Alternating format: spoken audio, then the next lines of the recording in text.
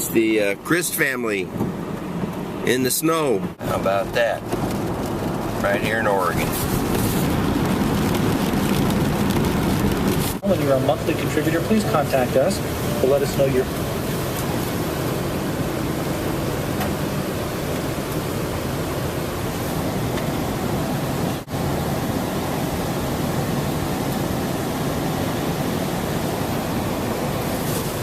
I could tell by the number of outhouses that there was something major going on there.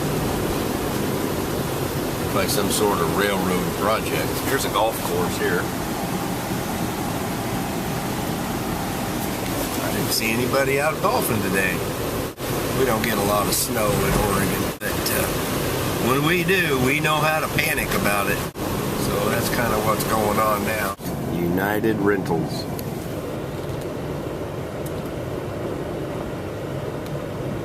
Here on Columbia Boulevard at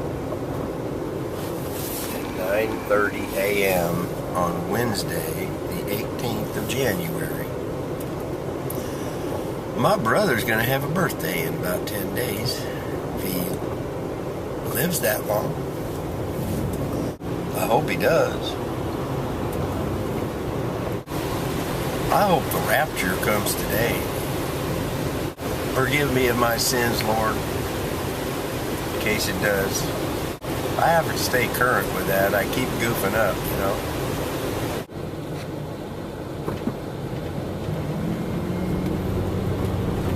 Train cam.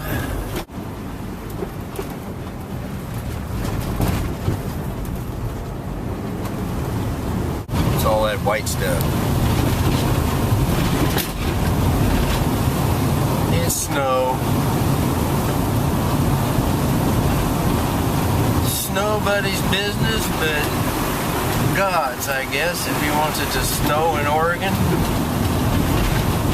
he can even do that. I'm not sure we just get wet all winter. But it's snow. Snow on the backhoe. Well, this hasn't really been much of a vlogging day so far, but I've got a lot of other stuff done. My boss, he don't think much of vlogging at all. I don't think he would consider that a productive activity.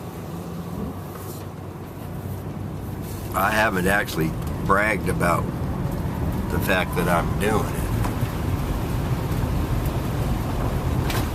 I don't put it on my resume or business card or anything like that. Just whenever nobody's looking, sometimes I'll whip out the old flip camera and start into vlogging. That's kind of all I do with it. I keep thinking that I'll have a profound thought, you know, and then it'll be recorded for posterity, or the front side of parody, or whatever, you know. Just get her down so it doesn't ever go away if it's that good, you know. Now I admit that I am still waiting for the profound thought. They don't just pop into my mind every time I chew on something sweet or anything like that. It's sort of a, I guess it's going to be some kind of a process I have to go through to, you know, realize the fruition of such a profound thought. Capture it for posterity on YouTube. So anybody who stumbles across or does a search, you know, for posterity or profound, why, they should be able to find me. It's kind of fun not ever knowing what's really going to happen, though, don't you think? I mean, if every day was all planned out, it'd just be like a little machine carrying out the duties of the day, you know. Everybody's honking. I don't think they're honking at me. I don't know why not. right smack dab in everybody's way here. You know, I won't be here too long. Besides, I guess we're paying the rent, so theoretically we have some kind of a right to be here, I guess, too, you know. Look at that snow. Snow on the island. You don't see that every day. I'm going over to find some old man, I'm told, who lives in a high-rise apartment down here on the Columbia River, Washington side, who needs himself a toner cartridge. I've got just the cartridge he needs, so he should be glad to hear from me. In a half mile, take exit 27 to North Vancouver. Okay, alright. I can do that. There's no reason to raise your voice at me.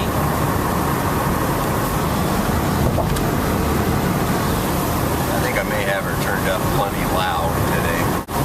I was having a lot of trouble with my GPS. It was giving me a bunch of upside down maps and silly stuff, arrow pointing backwards from the route I was on, and I thought for sure the thing had glitched out on me and gone droid or something. There's snow on the ground here too. Yeah, somebody's getting their toe in the snow. Okay, here we go, in the snow.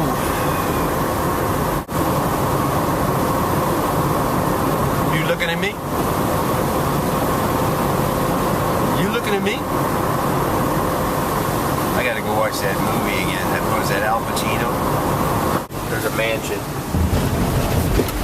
over the hilltop. What that is, they got totem poles in front of their mansion. Look at that. See those? It's unusual. In a quarter mile, your destination will be on the left. On the left. Okay. Yeah, see, on a purely metaphysical, you know, philosophical and practical level, I guess, too, I like to keep all the peace that I can flowing through my veins, you know. Having a relationship with the Lord does provide you with some peace that you can't get anywhere else. Now, it's not complete and constant on this earth, but because there are a lot of forces in the world trying to take that peace away from you, I think. But what I'm shooting for, I guess, is somewhere between, you know, somewhere way below being all stressed out and, you know, worried and anxious and all that kind of stuff that just makes people sick. And somewhere between that and just stone cold asleep or comatose or anything like that.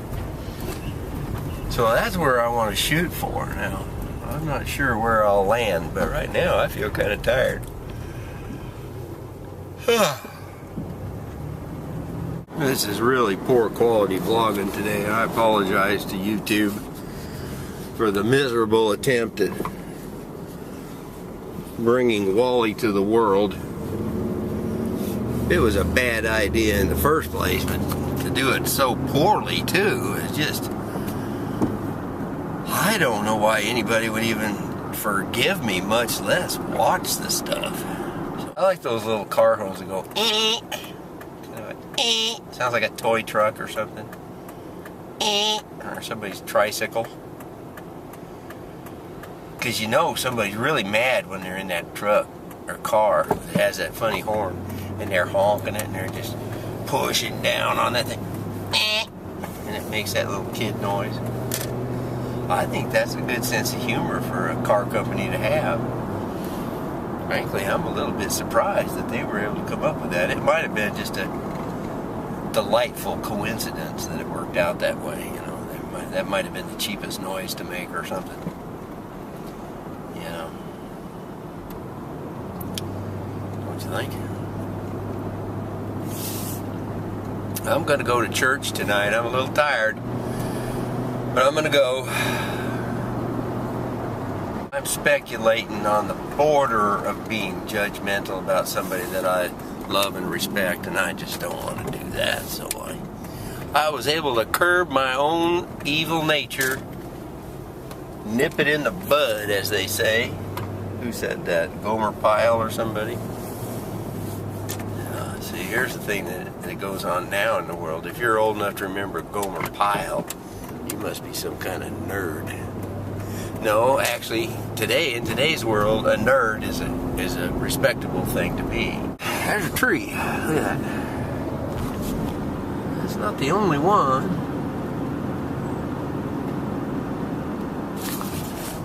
I just thought it was noteworthy that there was a tree here. Tonight in church, we're starting a new study. Do you go to church? Do you study? Will you be alive tonight? At any rate, we have all that in common, you know. So, what I'm going to do is go down here and learn all about this new study. It's called Not a Fan. I'm not a fan of Jesus Christ. I'm a follower of Jesus Christ. The premise is, and maybe I said this before, I don't know, but the premise is kind of, it's a, I forgot his name. Kyle Idleman, a pastor, a young pastor, fairly young pastor back in Kentucky, I believe, who put this together, and it's very good. It's a small group study. And we got like 12 or 13 groups at our church that are just getting started on it this week. So it's pretty cool. And we're going to find out things like, well, I think the premise was that a lot of churches today are filled with people who will cheer Jesus Christ on. They're all for Jesus. But that's on Sunday, and then when they leave, the rest of their life doesn't really come out to be much different than, say, non-Christians for the rest of the week. They don't read their Bibles, they don't pray. On down the statistical list, there's all kinds of things. There are just as many divorces for Christians as for non-Christians. All sorts of things like that. But these things don't happen to people who are followers of Jesus, who actually let Jesus be the leader in their lives. I'm going to find out, I think, things about how to die to myself, how to pick up a cross in 2012 and follow Jesus. I'm going to pick on people in the group just to make sure everybody knows that we're all fair game. Think I should do that? I don't want it to be a group where we just sit around and, you know, pat each other on the back for being such good Christians, regardless of what we do all week. I want it to be something that teaches me how to be a follower of Jesus Christ.